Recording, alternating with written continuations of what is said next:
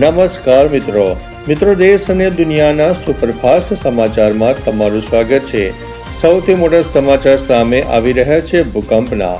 ગીર સોમનાથમાં આજે તારીખ 15 મે 2026ના રોજ 3.3 ની તીવ્રતાનો ભૂકંપ આવ્યો હતો। બીજી તરફ ગઈકાલે તારીખ 14 મેના રોજ આસામના સોનિતપુરમાં 2.7, મહારાષ્ટ્રના સતારામાં 2.8, 2.6 ની તીવ્રતાના આંચકા આવ્યા, ત્યારે મેઘાલયમાં પણ 2.7 ની તીવ્રતાના આંચકા નોંધાઈ ગયા છે।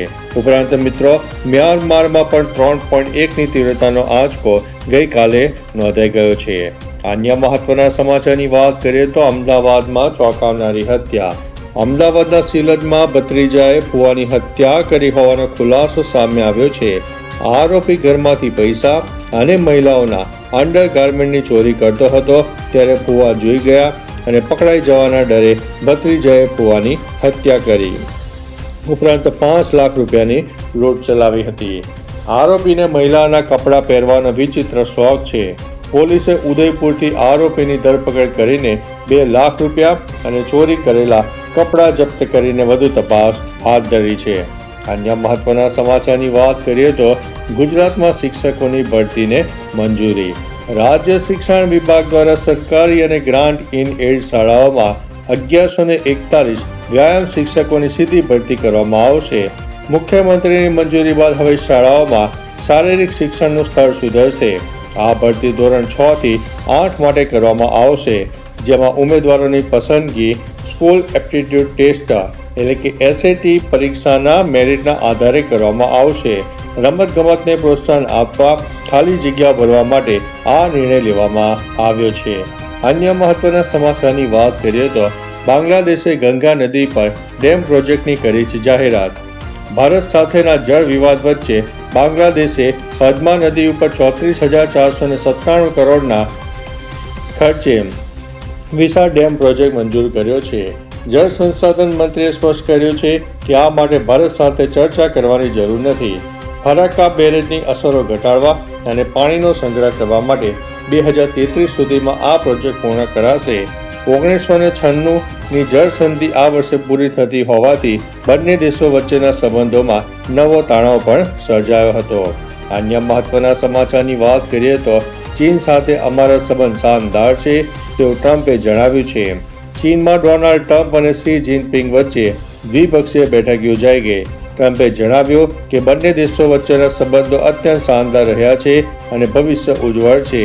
જિનપિંગે 9 વર્ષ બાદ ટ્રમ્પનું સ્વાગત કરતા કહ્યું કે આખી દુનિયા આ બેઠકો પર નજર રાખી રહી છે। તેમણે ઉમેર્યું છે કે બદલાતી આંતરરાષ્ટ્રીય સ્થિતિમાં અમેરિકા અને ચીન એકબીજાના પ્રતિસ્પર્ધી નહીં પરંતુ સાથી બનીને સાથે મળીને કામ કરશે। અન્ય મહત્વના સમાચારની વાત કરીએ તો ગુજરાતમાં હીટવેવનો પ્રકોપ 48 કલાકમાં મોટી આગાહી વ્યક્ત કરવામાં આવી છે। ગુજરાતમાં ગરમીનો પારો આસમાને પહોંચી ગયો છે, જેમાં અમદાવાદમાં 44.1 ડિગ્રી સાથે સૌથી ગરમ શહેર નોંધાઈ ગયું છે। હવામાન વિભાગે આગામી 48 કલાક હીટવેવની આગાહી સાથે કચ્છ અને સુરેન્દ્રનગરમાં ઓરેન્જ એલર્ટ જારી કર્યું છે। રાજ્યના 10 શહેરોમાં તાપમાન 42 ડિગ્રીને પાર કરી ગયું છે, જો કે સુરતમાં તાપમાનમાં 8 ડિગ્રીનો ઘટાડો નોંધાયો હતો। 2 દિવસ બાદ ગરમીમાં 2 થી 4 ડિગ્રીનો ઘટાડો પણ થવાની સંભાવના છે। અન્ય મહત્વના સમાચારની વાત કરીએ તો વરસાદની ભારે આગાહી, ઘરમાં રહેવા માટે સલાહ આપવામાં આવી છે। હવામાન વિભાગે બિહાર, ઝારખંડ, હિમાચલ પ્રદેશ, ઉત્તર પ્રદેશ, ઉત્તરાખંડ, પંજાબ, હરિયાણા, દિલ્હી, રાજસ્થાન, મધ્યપ્રદેશ, છત્તીસગઢ, ઓડિશા, પશ્ચિમ બંગાળ, આસામ, મેઘાલય અને ત્રિપુરામાં વાવાઝોડા અને ભારે વરસાદ માટે રેડ એલર્ટ આપ્યું છે।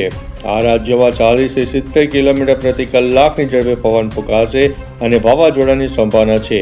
લોકોને ઘરની અંદર રહેવાની સલાહ આપવામાં આવી છે। મિત્રો અન્ય મહત્વના સમાચારની વાત કરીએ તો નીટ પેપર લીક કેસમાં મોટી ધરપકડ। નીટ પેપર કેસ લીકમાં દિલ્હી ક્રાઇમ બ્રાન્ચે મોટી સફળતા મેળવી છે।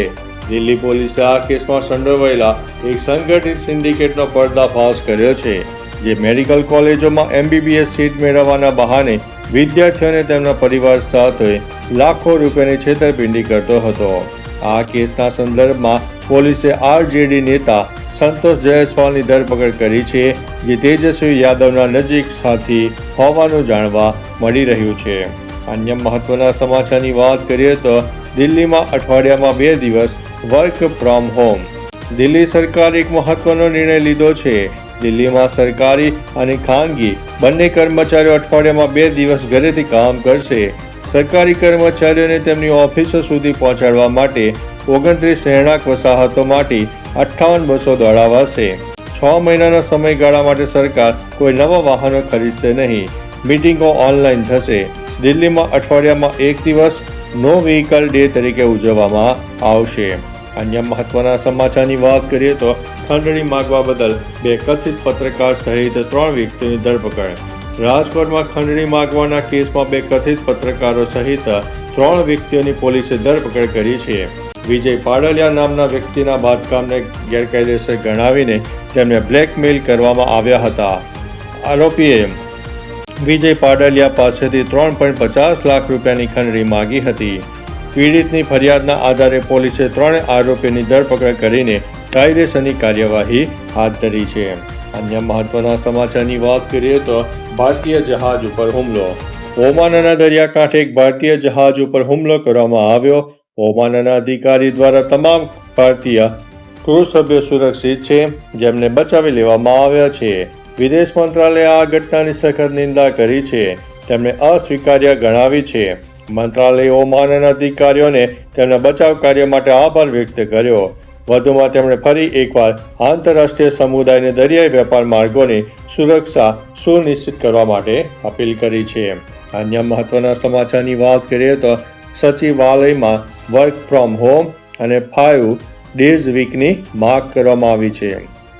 ગુજરાત સચિવાલયમાં વર્ક ફ્રોમ હોમ અને 5 ડેઝ વીક અમલમાં મૂકવાની માંગ ઉઠી છે.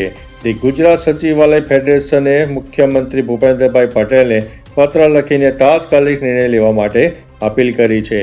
ફેડરેશનના પ્રમુખ કીર્તિ પટેલ અને મહામંત્રી હિરેન પટેલે જણાવ્યું છે કે પેટ્રોલ અને ડીઝલ બચત, ટ્રાફિક ઘટાડવા અને ડિજિટલ ગવર્નન્સને પ્રોત્સાહન આપવા વડાપ્રધાનની અપીલને અનુરૂપ આ પગલું લેવું જોઈએ. તો ચાલો મિત્રો, ફરીથી દેશ અને દુનિયાના સુપરફાસ્ટ સમાચાર લઈને મળતા રહીશો. ત્યાં સુધી અમને રજા આપશો. નમસ્તે.